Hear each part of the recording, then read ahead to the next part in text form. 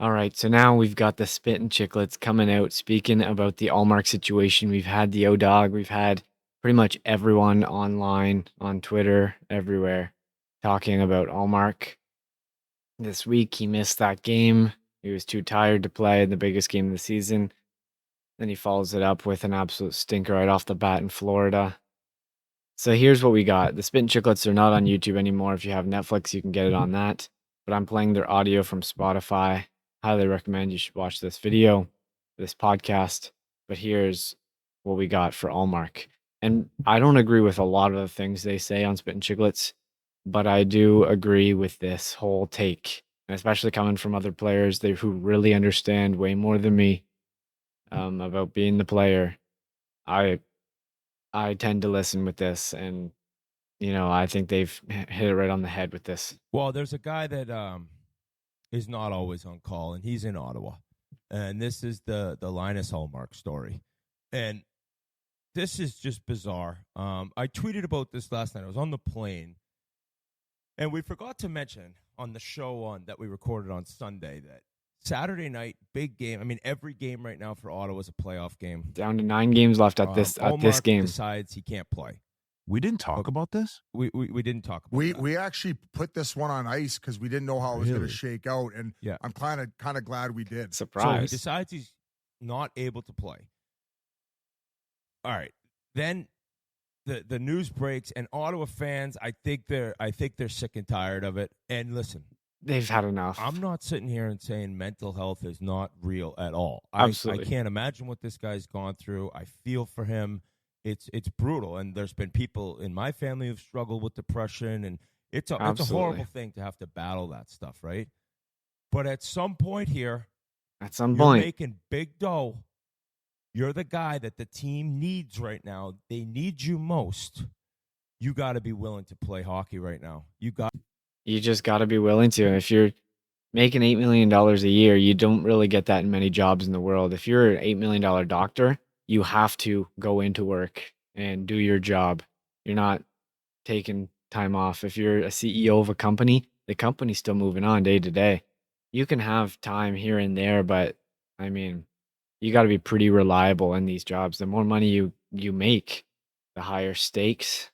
You affect everyone's jobs. You sit out time. This season is really affected by him.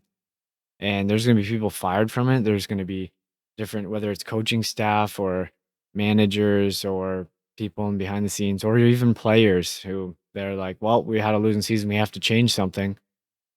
It affects many lives, not just his. And unfortunately, that's how the world works. You just have to show up. Like, biggest game of the year, you have to. Got to be willing to get in there and play. And then to come back against Florida on Tuesday night, he gives up 5 goals on 15 shots. He gave up a goal. He gave up the first 2 shots the Panthers took. 8 seconds in. That was the hockey 8 seconds in. And listen, there's going to be a lot of people like, oh, mental health.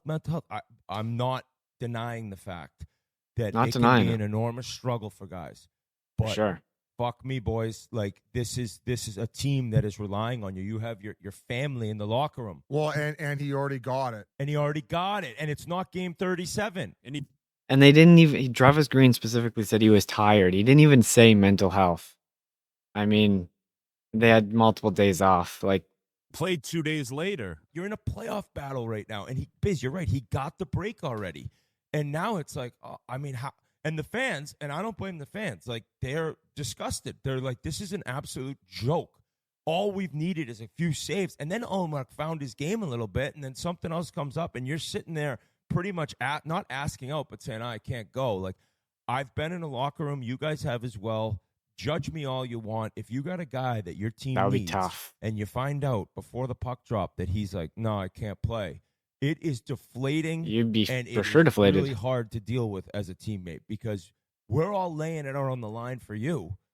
And I'm sorry you got to do the same. Stuff, but get in here, get in the fight with us right now. Yeah, get in the fight. And it's just been, I feel for Ottawa Senators fans, and I feel for the rest of the team. Yeah, like if you talk to goalies of the past, they'd all look the at injuries, how much these goalies are playing, guys working their ass off stage, right? Patrick Waugh said something like that, Biz. You're right. I think he's like the the mind is a lot weaker than the body. Like it's just basically the mind playing tricks on you, and Yeah. obviously those types of guys were able to overcome it. And I guess back then, just the expectation was if you were a starter, you had that dog mentality, and you wanted the net, 65, 70 games a year, if not even a little bit more. I bet you Patty Waugh was probably playing in the 70 to 72 range most years.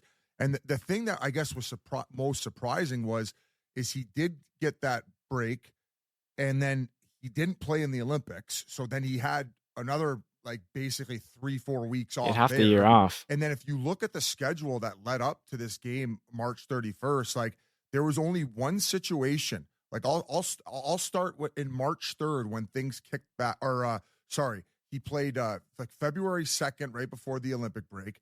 Then the 26th of February, 28th. Then March 3rd, March 5th, March 7th.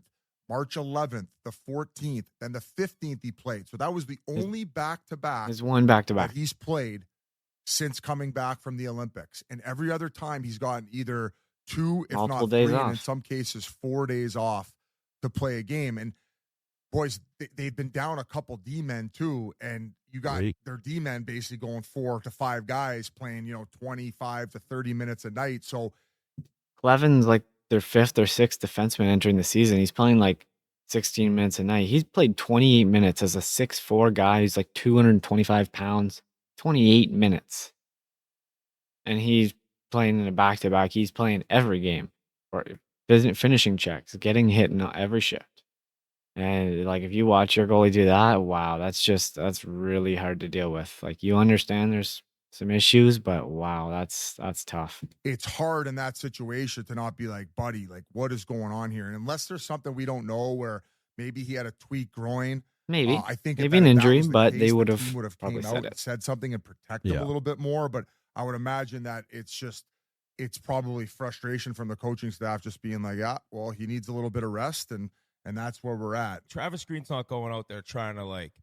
I think it's obviously something where he's like, I can't play, because Travis is like, oh, I wanted him to play, basically, and he's choosing not to. And then like, listen, when goalies grab the water off the top of the net, or Here we go. After a goal is scored, and they can maybe make like different faces, but it almost looked like he's like smiling after the 5th goal. Yeah, I think it's probably just a frustration and just a brutal body language look that he's unaware reaction. of.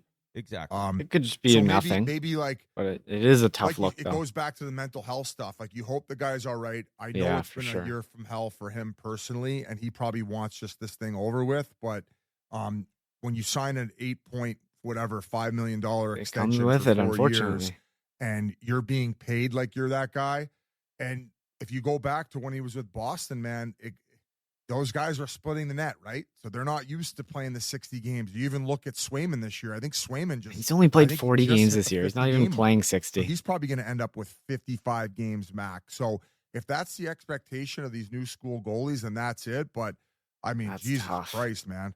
8, that's what 8.5 gets you. Give me a fucking break. How do you could you imagine calling your dad and being like, hey, I didn't have it tonight. I couldn't play. Didn't want it. Wow. Like he my dad drove a tractor trailer for 30 years, didn't have a day off. Like Overnight. He would have Good drove point, his Jens. truck Good point. to my game, punched me in the face and put me in the game. Like you're getting paid all this money. You're getting paid to play in the best sacrifice league in of the your world. family You to get treated here. unbelievably. You need to treated show like up for royalty. your teammates, your fans, your coaches. There is no excuse. Like There isn't. if he's like, mentally really. okay, like obviously maybe he was mentally drained. He didn't want to play. Maybe. He thought he was too tired. But my thing is he Gotta played find 2 a days way. later, right, against Florida, started that game. There's no reason that he shouldn't have been playing. Yeah, I think it's just the optics of Biz. You brought up the injuries to the defensemen. Such a and then disaster. everybody doing whatever they can to try to get this team into the playoffs. They get in last year. Let's do it again. The team's struggling to make playoffs, but this should be the easy time to get around your mental issues. There's such a big distraction. No Sanderson, no Shabbat. Brady Tkachuk has been kind of off and injured this year. Like the team has been working as a collective group together. They're outside looking in on the playoffs. People are doubting you, not you specifically, but as a team. And this should be a time where you can hold arms with each other, say we're gonna go in and give it our all. Like these are the easy times mentally to try and get into that, because I mean, the pressure isn't really on him as much as like they are on the outside looking in with all these issues. If they lose, it's well, they're missing their two best defense, let alone like 7 defense. Like I don't Build know. something here. We have a good team, and the goalie's saying Doesn't seem stay like he's put. willing So to do whatever it it's Plus, takes a for his wild boys. story. Stutzel and Brady went to the Olympics too. They were playing. They were playing through the Olympics. Or It's not even Stutzel. like they got the 3 weeks off. So that to me is what's mind-boggling about all this. But we got our guy Bucci ready to. And that's it for their take. But I thought, you know what? It doesn't get to YouTube unless they post these clips. They probably won't want to post this. I thought, you know what? Let's share it in case you aren't listening through Spotify and you don't have Netflix or you don't have Spotify or something. But, you know, it's good to get all the surrounding noise involving it. You got O-Dog as a former player. You got these guys as former players. Usually these guys share some crazy takes or some harder on players, but that was pretty reasonable for how they could have taken that story. So honestly, that was pretty good for the Spittin Chiclets boys. I like all their points there.